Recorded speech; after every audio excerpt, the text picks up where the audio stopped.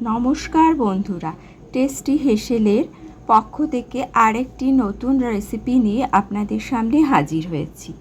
আজকে রেসিপিটা খুব অল্প সময়ে তৈরি করে নেওয়া যাবে।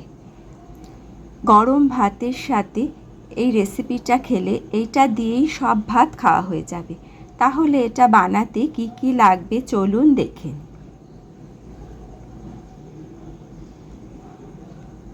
প্রথমে একটা বড় সাইজের বেগুন লম্বা করে টুকরো করে নিয়েছি।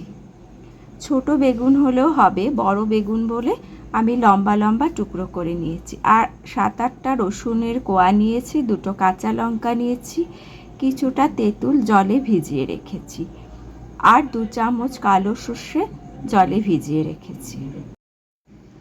এখন গ্রাইন্ডার জারে রসুনের কোয়াগুলো ও কাঁচা লঙ্কাগুলো দিয়ে দেব, আর সর্ষেটা জলের থেকে ছেঁকে দিয়ে দেব। এর মধ্যে একটু নুন দিয়ে দেব যাতে সর্ষেটা তেতো না হয়ে যায়, আর অল্প একটু জল দিয়ে একটা মিহি পেস্ট বানিয়ে নেব।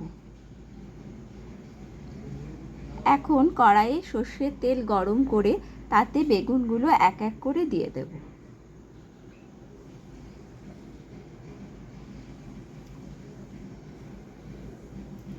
বেগুনগুলো ভালো করে ভেজে নেব। একদিক ভাজা হয়ে গেলে উল্টে দিকে অপর দিকটাও ভেজে নেব।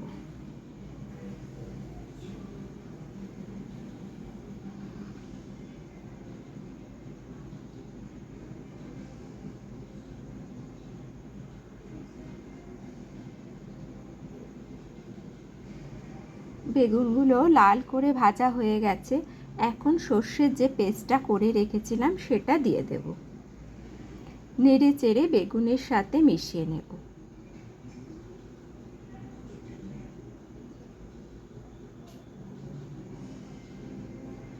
এর মধ্যে পরিমাণ মতো নুন দিয়ে দেব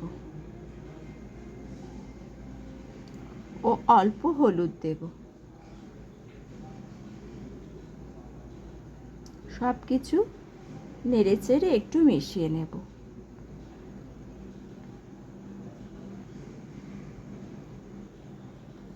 এবার সর্ষের বাটিটা ধুয়ে অল্প একটু জল দিয়ে দেব।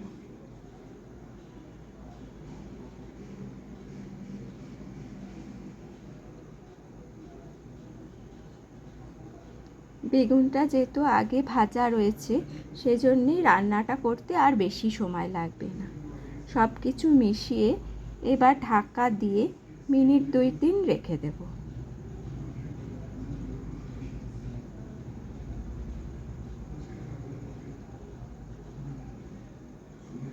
দু মিনিট হয়ে গেছে, ঢাকা সরিয়ে দেখে নেব। গ্রেভিটা বেশ একটু গাঢ় গাঢ় হয়ে এসছে।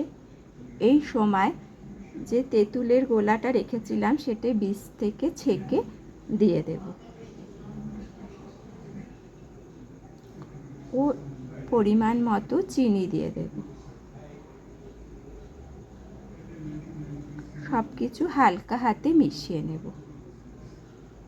কারণ বেগুন একদম নরম হয়ে গেছে, না হলে ভেঙে যাবে।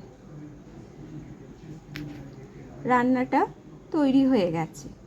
গরম ধোয়াটা ভাতের সাথে এই রান্নাটা খেয়ে দেখবেন, এই দিয়ে সব ভাত খাওয়া হয়ে যাবে। আশা করি রেসিপিটা আপনাদের ভালো লেগেছে। ভালো লাগলে রান্নাটা অবশ্যই করবেন ও আমার চ্যানেলটি সাবস্ক্রাইব করবেন।